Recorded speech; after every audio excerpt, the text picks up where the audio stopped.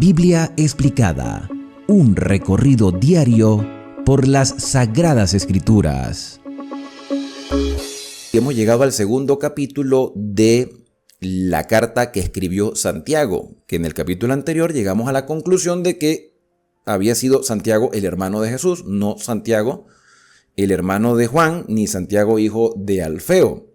Y en sí, el nombre Santiago en el original no aparece, es Jacobo. O sea, la manera más correcta de mencionar al autor de esta epístola es Jacobo, el hermano de Jesús. Santiago nos habla de la importancia de confiar en el Señor, de ejercer la fe, esa fe práctica. La carta de Santiago es muy sencilla de entender. O sea, su lenguaje es comprensible. No hay que darle mucha vuelta al asunto. Pero un detalle que analizábamos en el capítulo anterior es el hecho de que la ley, los 10 mandamientos, aquí se describen como la ley de la libertad. Mandamientos que lamentablemente dentro de nuestras iglesias cristianas han sido pisoteados y cada vez que se menciona a algunas personas le molesta. No debería molestarle, porque es la palabra de Dios. O sea, ¿por qué tenemos que objetar a Dios? ¿Por qué tenemos que buscar excusas? Y alguien que es muy respetado en la historia, por la historia, dentro de las iglesias protestantes, es Martín Lutero. Porque si alguien fue un precursor de la justificación por la fe, fue Martín Lutero. En medio de una gran apostasía que había en la Edad Media, al final de la Edad Media, con el Renacimiento, con el surgimiento de la imprenta y con ese despertar espiritual de querer saber en realidad lo que la palabra de Dios decía, y que estos reformadores querían que ese mensaje llegara a todo el mundo, mientras los prelados se jactaban de ser líderes espirituales utilizando estrategias para beneficio personal. Martín Lutero llegó a hacer un comentario acerca de la carta de Santiago. Y yo cuando era estudiante de teología llegué a escuchar un pastor que decía que Martín Lutero se había expresado de forma despectiva la carta de Santiago, considerándola, literalmente lo voy a decir como me lo dijo el pastor, considerando Martín Lutero que la carta de Santiago era pura paja. Así tal cual. ¿Bien? Entonces, recordándome esas declaraciones que escuché estando muy joven, y quizás por no tener los libros a la mano, no poder corroborar si realmente Martín Lutero dijo o no dijo esas palabras, hoy con las herramientas que tenemos podemos utilizar la tecnología y preguntar realmente cuál era la opinión de Martín Lutero sobre la carta de Santiago. Y les voy a leer literalmente lo que conseguí desde la IA de Meta de WhatsApp. Y le pregunté, yo hice la pregunta, dice, según la historia, según los libros de historia, ¿cuál era la opinión de Martín Lutero con respecto a la carta de Santiago? Y me respondió lo siguiente: Martín Lutero, el reformador alemán del siglo XVI, tenía una opinión crítica sobre la epístola de Santiago, una de las cartas del Nuevo Testamento. En sus escritos y sermones, Lutero expresó varias reservas sobre la autenticidad y la autoridad de esta epístola.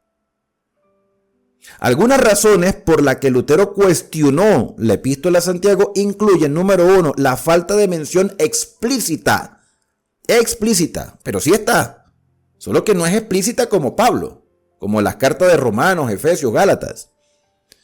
La falta de mención explícita a la justificación por la fe. Lutero consideraba que la justificación por la fe era un tema central en el cristianismo, y razones tenía, pero no era para desmeritar de esa manera la carta de Santiago, porque es que la verdad tiene que engranarse. Lutero era un reformador, pero no dejaba de ser un ser humano que cometía errores. Y que la epístola a Santiago no abordaba este tema de manera clara y explícita. 2. Énfasis en las obras. Lutero creía que la epístola de Santiago ponía demasiado énfasis en la importancia de las obras para la salvación, lo que consideraba que contradecía su propia doctrina de la justificación por la fe sola.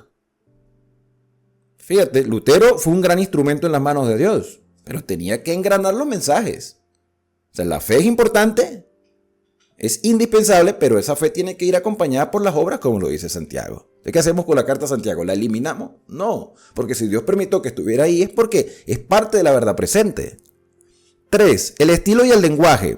Lutero consideraba que el estilo y el lenguaje de la epístola de Santiago eran demasiado diferentes de las otras epístolas del Nuevo Testamento, lo que las hacía dudar de su autenticidad. Lo que pasa es que Pablo era un poco complicado para hablar. Leer a Pablo no era sencillo. Pero Santiago tiene una expresión tan sencilla de comunicarse que cualquier persona la puede entender. Claro, pero es que Lutero está hablando como teólogo. Yo en algunas ocasiones he llegado a decir, como predicador, que a mí me cuesta escuchar a otros predicadores y quizás algunos lo tildan a uno de prepotente. No es prepotente, es que a veces me cuesta escuchar a otros predicadores porque uno quisiera recibir quizás un alimento más sólido. No es que me avergüence decirlo o no decirlo, sino que lo expreso desde la sinceridad. Esa es la sinceridad que uno tiene. Hay predicadores a los cuales yo disfruto mucho por la manera como se expresan. Hay otros que tienen un buen mensaje, pero uno a veces no lo valora. Y es posible que Lutero no haya valorado la carta de Santiago, como deberíamos valorarla el día de hoy. En su libro sobre la autoridad de la Escritura, en el año 1524, Lutero escribió que la epístola de Santiago era una epístola muy débil y que no era apostólica en el sentido de que no había sido escrita por un apóstol, pero era el hermano de Jesús. También afirmó que la epístola no había sido reconocida como canónica por la iglesia primitiva. Esa era la opinión de Lutero. Sin embargo, es importante destacar que Lutero no rechazó completamente la epístola de Santiago. En sus sermones escritos también citó y comentó sobre pasajes de esta epístola y reconoció su valor como enseñanza cristiana. En resumen, la opinión de Lutero sobre la epístola de Santiago fue crítica, pero no la rechazó completamente. Sus reservas se centraron en la falta de mención explícita a la justificación por la fe, el énfasis en las obras y el estilo del lenguaje de la epístola. Y quizás a algunas personas actualmente le está pasando lo mismo. ¿Por qué hago mención a esto? Porque hoy vamos a recalcar una vez más la importancia de la obediencia a los mandamientos de Dios. Si Lutero tenía esta reserva y después dice, no, pero sí es importante la carta, solo que no hace tanto énfasis en la fe, es porque las verdades tienen que unirse, hermano. Tienen que unirse, no es que se contradicen, es que tienen que engranar. Esa es la verdad presente. Cuando todo este mensaje engrana, es la verdad presente. Por eso yo les decía en repetidas ocasiones que una verdad posterior, una nueva luz, no puede contradecir una verdad anterior. Tienen que encajar las verdades. Tomando en cuenta todo este amplio comentario, vamos a ver ahora el bosquejo del capítulo número 2. El capítulo número 2 nos presenta advertencias contra peligros comunes en la iglesia primitiva. Desde el capítulo 2 hasta el capítulo 5. Y el capítulo 2 entonces nos muestra los primeros 13 versículos, la advertencia contra la acepción de personas, el exclusivismo, y después tenemos también advertencias contra una simple profesión de fe, donde Santiago nos dice que la fe sin obras es muerta, y hay algunos ejemplos de la fe genuina que producen las obras al final ya del capítulo. Hermanos míos, que vuestra fe en nuestro Señor Jesucristo sea sin acepción de personas. Y uno se pregunta, ¿por qué Lutero llegaba a la conclusión que no se hacía mención a la justificación por la fe si se menciona la fe? Porque él quería que fuera más explícito, más Pablo. Y ese es el problema, que a veces queremos que todos sean iguales. O sea, Santiago es Santiago y Pablo era Pablo, pero el mensaje no se contradice, el mensaje es el mismo. Hermanos, que vuestra fe en nuestro glorioso Señor Jesucristo sea sin acepción de personas. Sin acepción de personas, es decir, no seas exclusivista. Todos tenemos la posibilidad de salvación. Todos tenemos los mismos privilegios que el Señor ganó para nosotros, pero todos también tenemos los mismos deberes. A veces queremos los privilegios, pero no queremos los deberes. Queremos las ventajas, pero no el compromiso. Eso está pasando. Ha pasado a lo largo de toda la historia porque así es la naturaleza humana. Porque si en vuestra congregación, y fíjate que es un lenguaje muy claro, en la congregación donde ustedes se reúnen, donde sea, entra un hombre con anillo de oro, imagínate un hombre con anillo de oro, y no era un anillo simplemente para adornar, era un anillo de autoridad. El anillo es autoridad, una persona importante, de oro. El anillo por lo general era el sello. Esto lo vamos a saber y lo vamos a analizar con más detalle también en Apocalipsis, lo que significa el sello. Una persona respetable, una persona que podía ejercer influencia. Pero esa persona con anillo de oro es del mismo valor que una persona de condición humilde, solo que uno tiene más responsabilidad que otro. Y si dentro de la congregación entra alguien con anillo de oro y con ropa espléndida, que en muchas iglesias las hay, porque en las iglesias hay de todo, hay gente de condición humilde y gente de condición un poco más holgada, más pudiente. Y también entra un pobre con vestido andrajoso y miráis con agrado al que trae la ropa espléndida y le decís, siéntate aquí en un buen lugar, y decís al pobre, estate allí en pie o siéntate aquí bajo mi estrado, no hacéis distinción entre vosotros mismos y venís a ser jueces con malos pensamientos. Mira, las apariencias son engañosas y esa es la realidad. Hoy en día la gente puede estar muy elegantemente vestida, pero por dentro, ¿quién sabe cómo es? Eso solamente lo sabe Dios. Entonces, el creyente, la iglesia, la hermandad, tiene que verse en sí, verse todos como iguales. Somos todos iguales. Cuando hablamos quizás de las diferencias que tenemos por posición social, por posición económica, por educación, eso no es una barrera para que nos tratemos con igualdad. Si yo digo que Santiago es Santiago y Pablo es Pablo y que ellos eran diferentes, igualmente son dos siervos de Dios, que tienen la misma responsabilidad y los mismos privilegios, pero tienen características y formas de ser diferentes.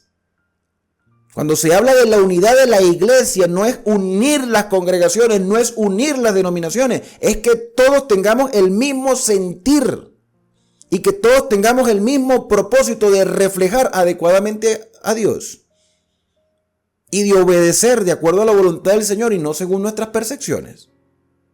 Pero el humano se inclina más para ver qué beneficio puede obtener de alguien importante. Y en aquel entonces, cuando hablamos de las sinagogas, que eran lugares de reunión, o en las casas, pero principalmente hacían reuniones en las sinagogas. Siendo un cristiano, se reunían en las sinagogas. Y muchas veces en los hogares de familia. Solamente habían pocos puestos, pocas sillas, y se le daba esa silla por lo general a los maestros, a los instructores. El resto de los hermanos o de pie o sentados. Entonces, claro, viene alguien aparentemente importante y la silla que se apartó para los maestros se le da a alguien importante aunque no venga a enseñar. Eso es exclusivismo. Eso es exclusivismo. También lo de preparar para un maestro, sí, hay sus cosas que se deben mejorar. Pero nosotros no podemos catalogar a las personas simplemente por cómo visten o por lo que tienen. Porque a la final, delante de la vista de Dios, somos todos iguales. Nosotros no podemos catalogar a las personas. Porque todos son candidatos para el reino de los cielos. ¿Bien? Y dice el versículo número 4, hermanos míos, amados, oíd, ¿no ha elegido Dios a los pobres de este mundo? Para que sean ricos en fe y herederos del reino que ha prometido para los que le aman. Dios escogió a los pobres y a las personas que tienen recursos no. No, Dios los escogió a todos. Pero Jesucristo dijo, bienaventurados los pobres en espíritu. Hay personas que son de condición humilde y son orgullosos.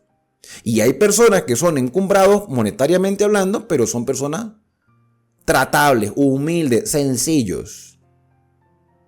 Entonces, los pobres del mundo, los pobres en espíritu, o que en su mayoría también tienden a ser pobres económicamente, Dios los ha llamado para que sean ricos en fe. Así no tengan posesiones materiales, ricos en fe. Tienen el mismo valor que cualquier persona en el planeta. Son herederos del reino que Dios ha prometido a los que le aman, no al que tiene, a los que le aman al Señor. Porque vosotros habéis afrentado, porque había un problema en la iglesia de la edad del siglo I. Había un problema generalizado que no solamente lo sabía Pablo, lo sabía Santiago, lo sabía Pedro, lo sabía Juan, quienes escribieron cartas. Vosotros habéis afrentado al pobre, has maltratado al pobre. ¿No os oprimen los ricos, esos orgullosos que creen que porque tienen pueden hacer lo que bien les place? ¿No son ellos los que los oprimen a ustedes? ¿No son ellos mismos que os arrastran a tribulaciones? Porque creen que su Dios es el dinero. ¿No blasfeman ellos el buen nombre que fue invocado entre vosotros? Muchas personas a veces simplemente lo que quieren es demostrar lo que tienen. Como en aquel entonces no había redes sociales, estamos hablando del siglo I, las personas se llenaban de pompa y lucían todo lo que tenían por todos lados y pasaban por los lugares donde había más gente de condición humilde para sentirse superiores a los demás. Entonces, si tú viniste a adorar, si viniste a conocer la voluntad del Señor en el estudio con la hermandad, pues siéntate con nosotros como un igual. Porque si tu propósito aquí es aprender, si tu propósito aquí es adorar, si tu propósito aquí es compartir con personas que tienen tu misma fe, entonces, ¿por qué tenemos que hacer distinción de personas? ¿Estará pasando algo similar en nuestras iglesias el día de hoy? No lo sé. Cada quien conoce el lugar donde está. Versículo número 8. Si en verdad, y este versículo me gusta muchísimo, por el hecho de que lo aclara completamente que los mandamientos de Dios están vigentes. Si en verdad cumplís la ley real, en el capítulo número 1 se le llamaba la ley de la libertad. La ley perfecta de Dios. Alguien me escribió un comentario y me decía, no, es que la ley en sí no está hablando de los 10 mandamientos, está hablando de amar a Dios sobre todas las cosas y al prójimo como a ti mismo, porque ahí se cumple toda la ley. Claro, mi hermano, tú tienes razón, pero lo estás enfocando mal, porque los 10 mandamientos, 4 de los 10 mandamientos tienen que ver con nuestra relación con Dios. Y los últimos 6 tienen que ver con nuestra relación con el prójimo. Solo que Dios especifica detalles para que el ser humano vea su propia condición como viéndola a un espejo. Y si ustedes en verdad cumplir la ley real conforme a la Escritura, amarás a tu prójimo como a ti mismo, bien hacéis.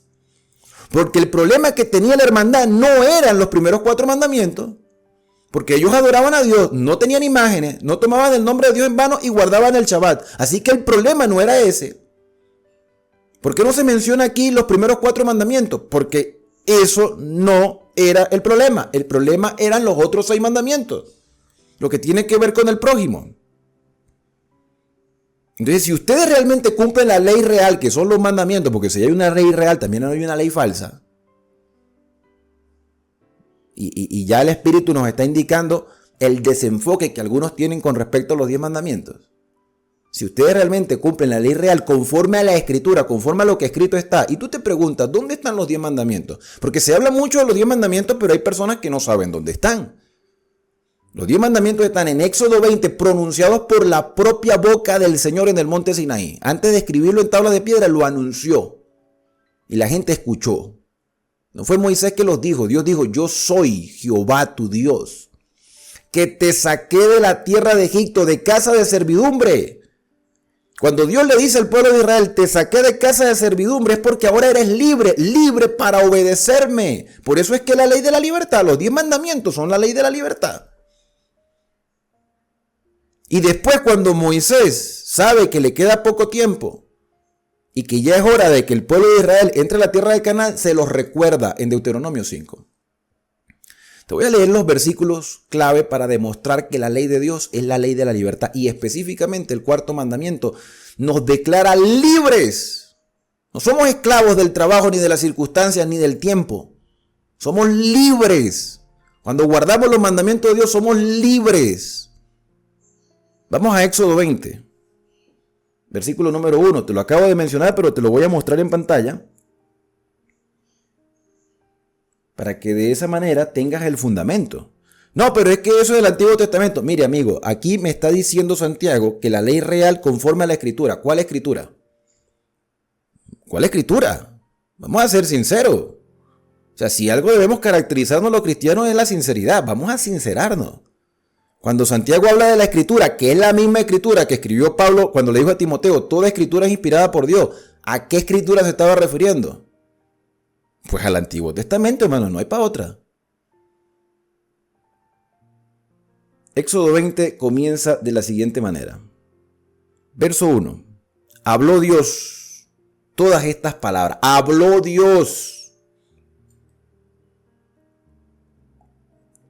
Entonces no falta alguien que diga, no, pero habló Israel. Bueno, y tú no formas parte de un Israel espiritual. ¿No dijo Pablo que todo el que está en Cristo simiente de Abraham es?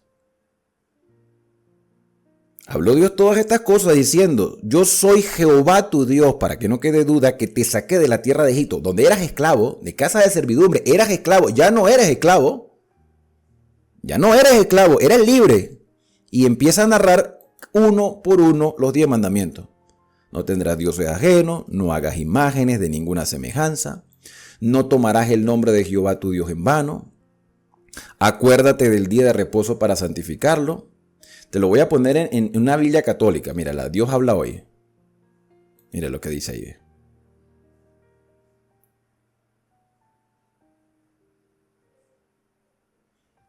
Pausa reflexiva, ¿no? Otra versión internacional. Mira, ¿eh? Otra versión, traducción del Nuevo Mundo. Una versión que a mí, en realidad a mí no me gusta. Pero existe. Traducción, no, del Nuevo Mundo no, del lenguaje actual. Bueno, la del Nuevo Mundo tampoco me gusta mucho, pero también dice igual. Lenguaje actual, mira. Seguramente esto se lo inventó Moisés. O nos los estamos inventando nosotros. Seguramente nosotros escribimos las versiones de la Biblia. Esto tiene que ver con la relación a Dios. Ahora, con la relación al prójimo es mucho más sencilla. Mira, la relación al prójimo es mucho más sencilla. Mira, el versículo 12, el quinto mandamiento, honra a padre y madre para que tus días se alarguen en la tierra que Jehová tu Dios te da. No mates, no cometas adulterio, no robes, no hables contra tu prójimo falso testimonio, no codicies. Entonces, abolimos uno, abolimos todo. Todo esto, vamos a borrar todo esto de la Biblia entonces. Cuando vamos a Deuteronomio capítulo 5, vamos a encontrar lo siguiente. No voy a volver a leer lo mismo, pero me voy a concentrar en un solo texto. Bueno, en un mandamiento. Mandamiento acá. El versículo 12 dice, guardarás el día de reposo para santificarlo como Jehová tu Dios te ha mandado. ¿Quién mandó? Moisés. Como Jehová tu Dios te ha mandado, 6 días trabajarás y harás toda tu obra. Mas el séptimo día es de reposo para Jehová tu Dios. Ninguna obra harás tú. Obra laboral, ¿no? Ojo, porque siempre sale uno que dice, ay, entonces si tu hijo se cae en un hueco, deja que se muera. Porque siempre hay un exagerado dentro del cristianismo. Estamos hablando de trabajo, laboral.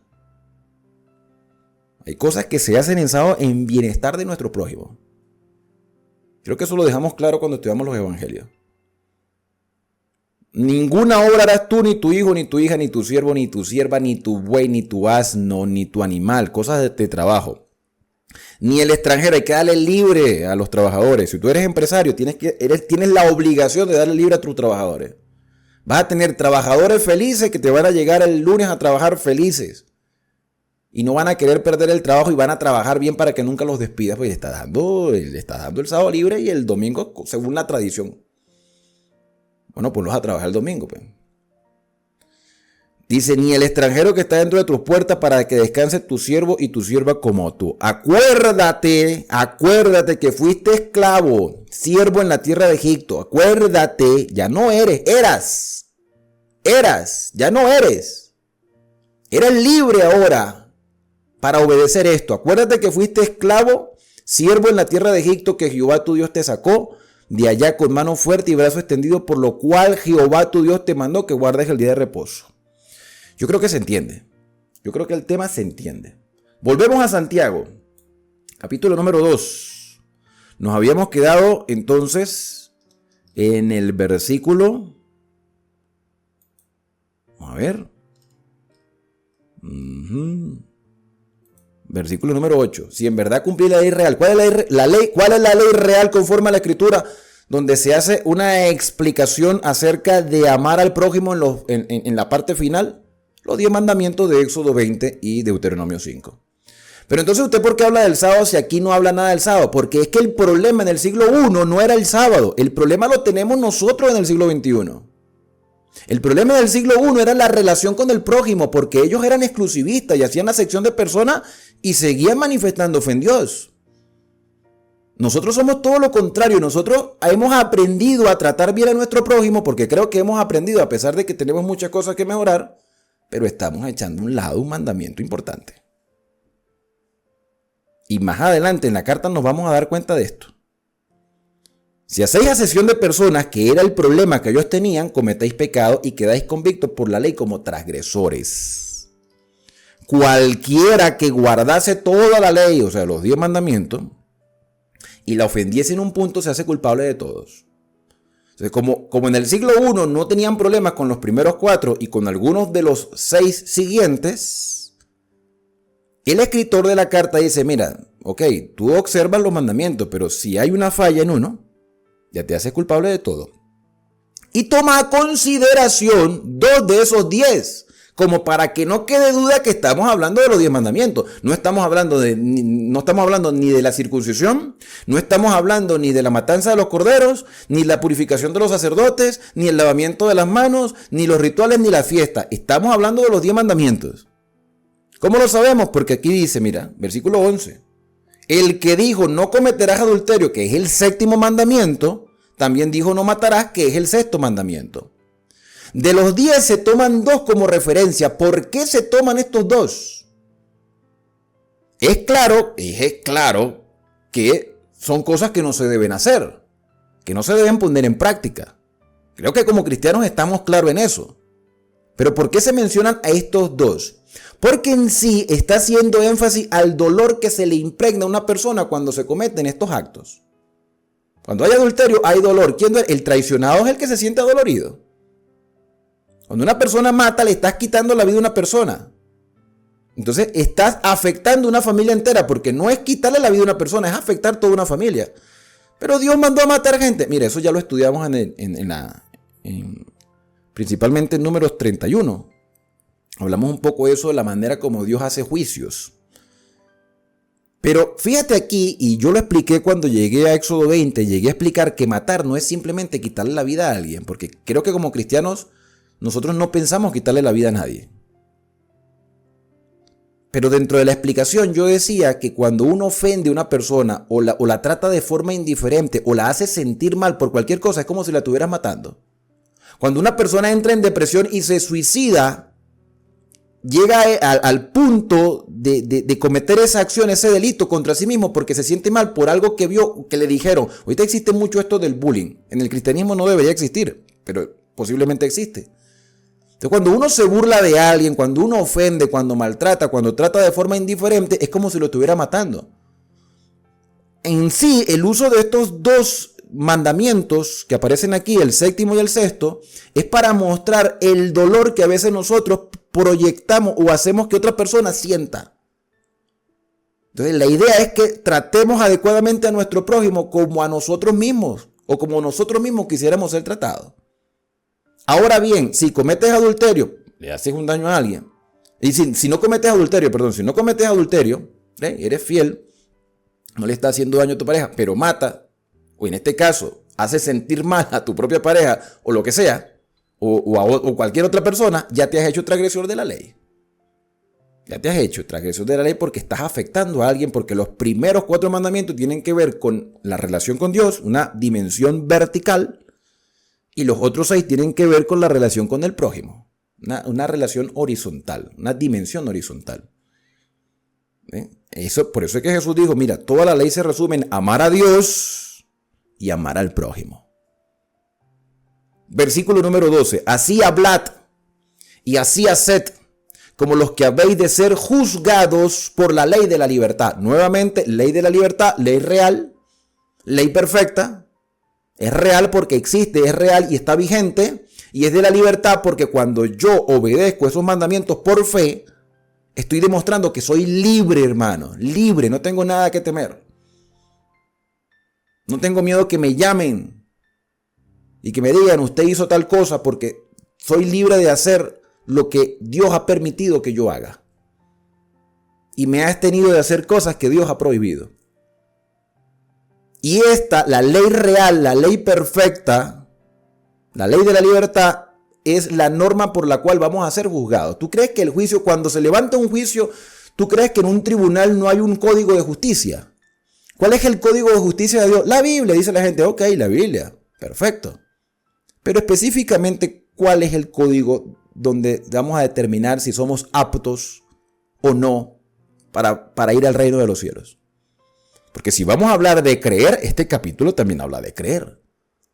Pero cuando hablamos de obedecer, ¿obedecer qué? Pues los mandamientos de Dios, mis hermanos. Nosotros vamos a ser juzgados por esta ley. Me va a decir, a ver, mira, aquí están los argumentos. Aquí golpeé el micrófono. Aquí están los argumentos. Vamos a ver los testimonios, los registros celestiales.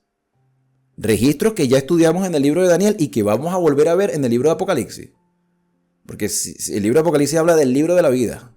Vamos a ver si nuestros nombres están en el libro de la vida, si hemos pasado por el filtro del juicio.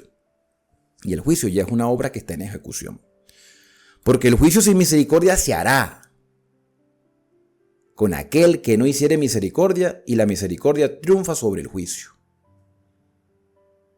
Entonces las obras son importantes.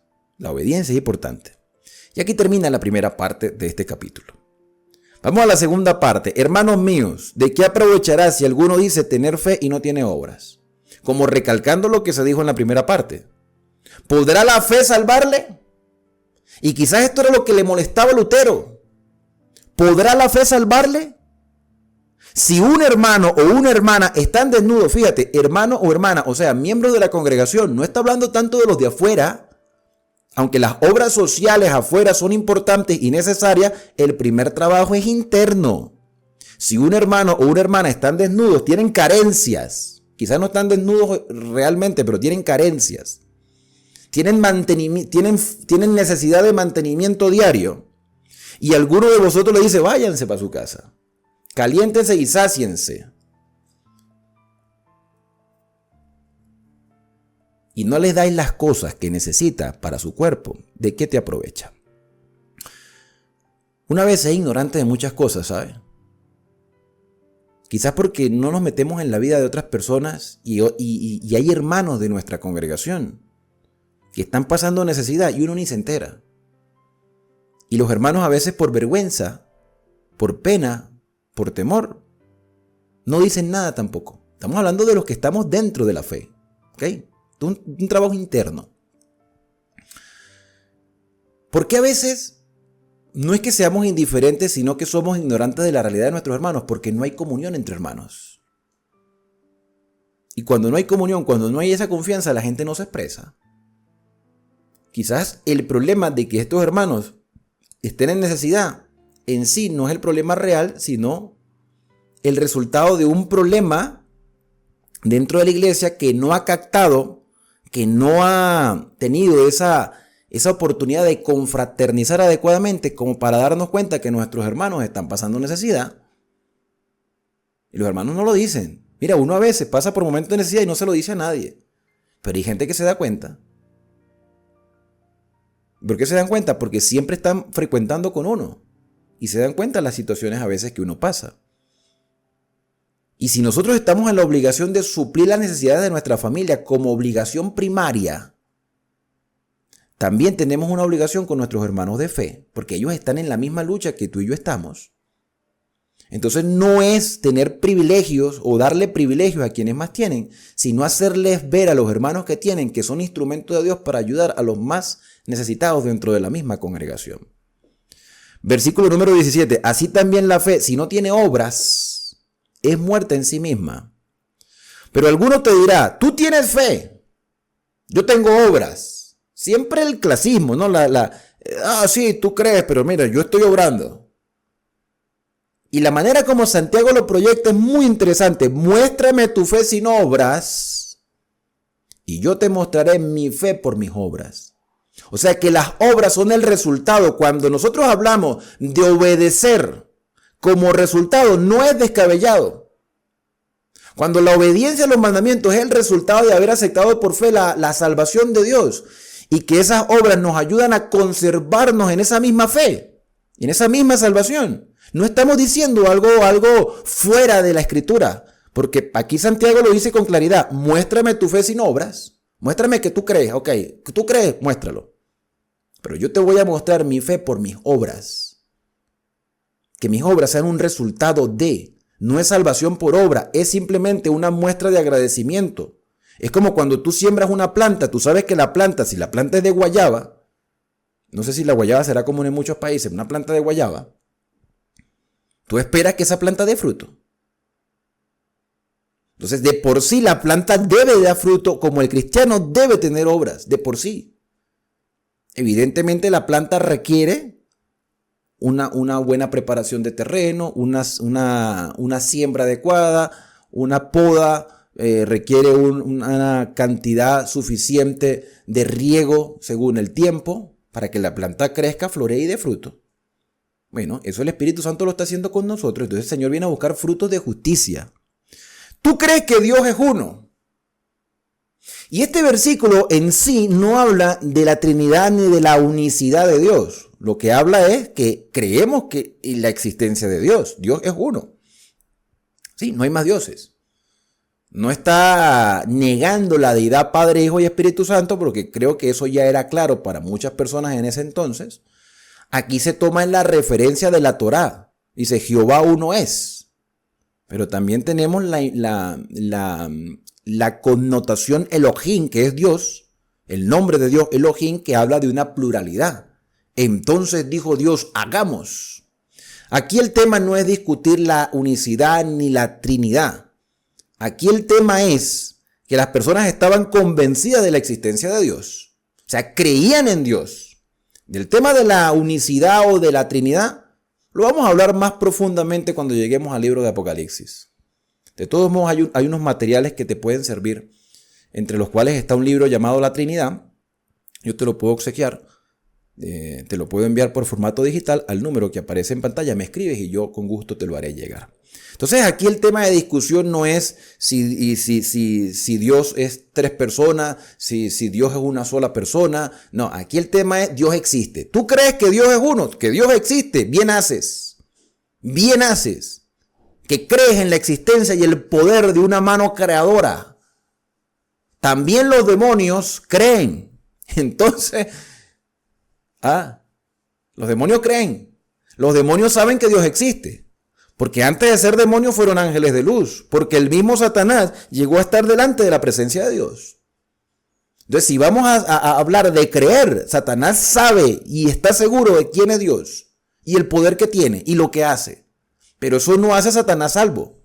Porque él decidió rebelarse contra el gobierno universal de Dios, echando por tierra sus mandamientos e introduciendo en el pueblo de Dios esa desobediencia desde el mismo Edén. No, Dios es un mentiroso. El día que ustedes coman de ese fruto serán como dioses, conociendo el bien y el mal.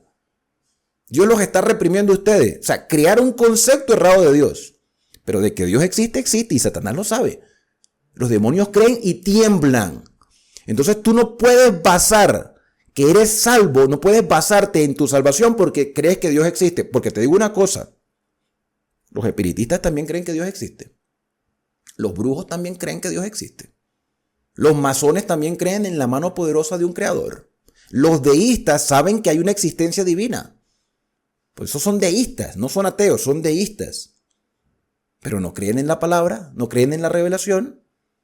Y hoy en las redes sociales nosotros vemos tantas personas que creen en la existencia de un Dios todopoderoso, pero agarran la Biblia y la pisotean. Y son capaces de arrancarle las páginas en público. Pero de que creen que hay una mano poderosa. Los musulmanes creen en un Dios, en la existencia de un creador. Los judíos también. Los budistas, bueno, los budistas son politeístas, pero creen en la existencia de una divinidad. Igual que los hindúes. Pero de creer en la existencia de Dios y tener una relación con Dios y demostrar a través de nuestras obras esa relación que tenemos con Dios es otra cosa. Mas ¿quieres saber, hombre vano, que la fe sin obra es muerta? ¿No fue justificado por las obras Abraham, nuestro padre, que ofreció a su hijo Isaac sobre el altar? Obediencia. ¿Confiaba Abraham en Dios? Por supuesto que sí, y siempre lo demostró con obediencia. Cuando Dios le dijo, vete de tu tierra, de tu parentela, Abraham agarró su cosa y se fue a la tierra de Canaán sin saber a dónde iba a llegar. ¿Que cometió errores Abraham? Muchísimos, como todos nosotros. Pero demostró confianza en Dios en momentos claves de su vida.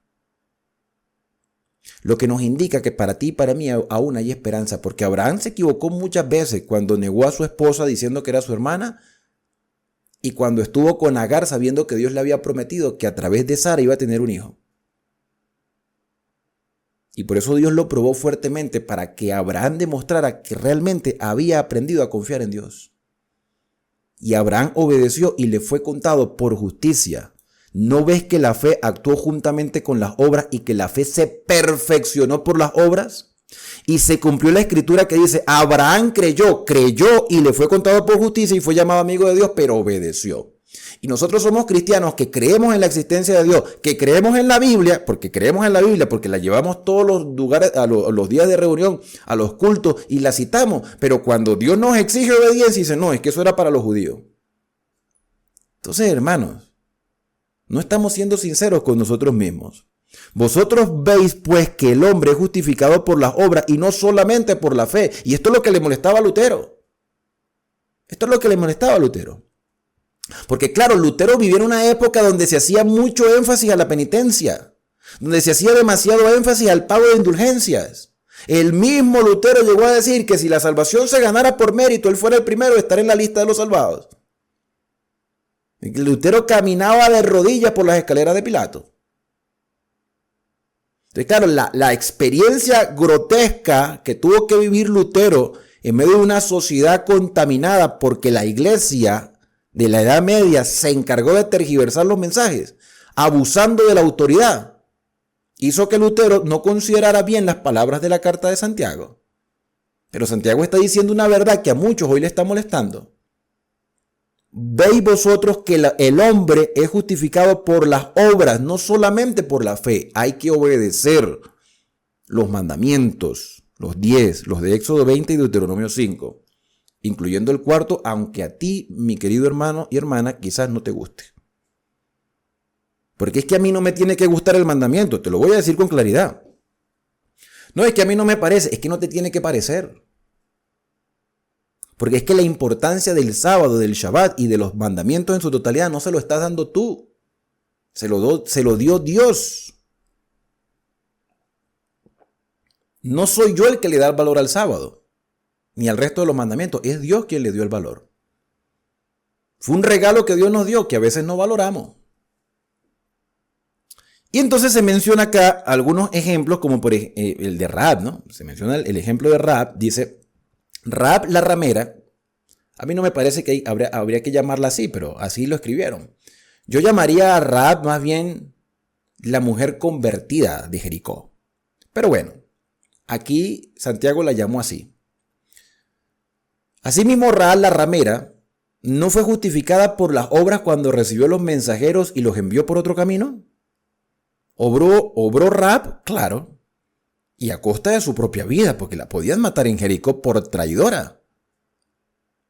Pero ella había aceptado por fe las obras de Dios, sabía lo que Dios había hecho con Israel, sabía las promesas, ella se evaluó, se vio su condición de mujer prostituta y dijo, yo no quiero seguir viviendo así y no quiero morir aquí.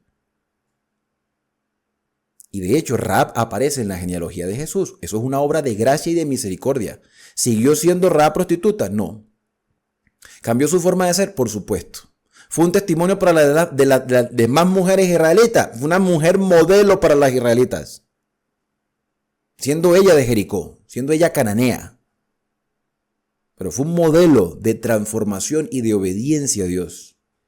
Porque arriesgó su vida por ayudar a los siervos de Dios y cuando llegó al pueblo de Israel, ella vivió realmente por fe, al punto de Dios bendecirla para que fuera parte del linaje del Mesías.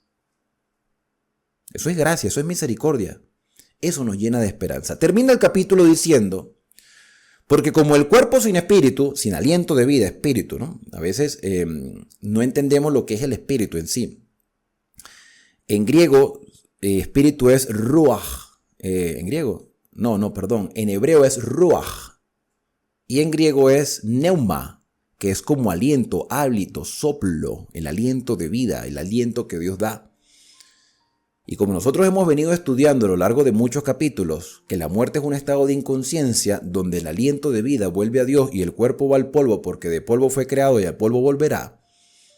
Entonces aquí Santiago nos dice, mira, así como el cuerpo sin ese Ruach Elohim, sin ese Neumatos Hagios, sin ese espíritu, ese aliento de vida que Dios nos ha dado, el cuerpo está muerto, el cuerpo está inerte, el cuerpo no va para ningún lado, va a dejar al sepulcro. Así también, en esta comparativa, así también la fe sin obra está muerta.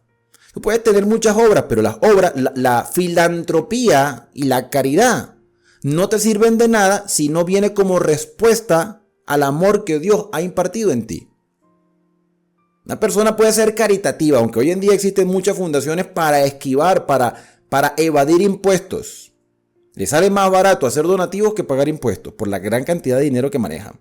Esas buenas obras filántropas no van a salvar a una persona si no viene como un resultado de una transformación espiritual. Y si una persona testifica tener convicciones espirituales y es muy religioso y es una persona que, mira, no se pierde ni una sola actividad y está constantemente citando la Biblia y evangelizando y exhortando a las personas, pero no tiene ese amor hacia el prójimo, ese amor real, porque lo que presenta es puro castigo y puro mensaje de miedo, de terror, o no sé qué tipo de mensaje presentará. Si no van unidas la fe y las obras, de nada sirve. Es como estar muerto. Necesitan las dos cosas estar engranadas. Cuando entendemos la salvación por fe y las obras como resultado, la obediencia como resultado, como agradecimiento por lo que Dios ha hecho por nosotros, mi hermano, esa fe que se ha fundamentado en un escrito se seguirá fortaleciendo cada vez más y podremos vivir con esperanza hasta el día en que Cristo venga a buscarnos. Por eso para mí, para ti, mi más grande deseo en este día es que Dios te bendiga y te guarde, que haga resplandecer Dios su rostro sobre ti y que tenga de ti misericordia. Que el Señor alce sobre ti su rostro y ponga en ti paz. Nos vemos en un próximo video, aquí en Esperanza, el canal de las Sagradas Escrituras.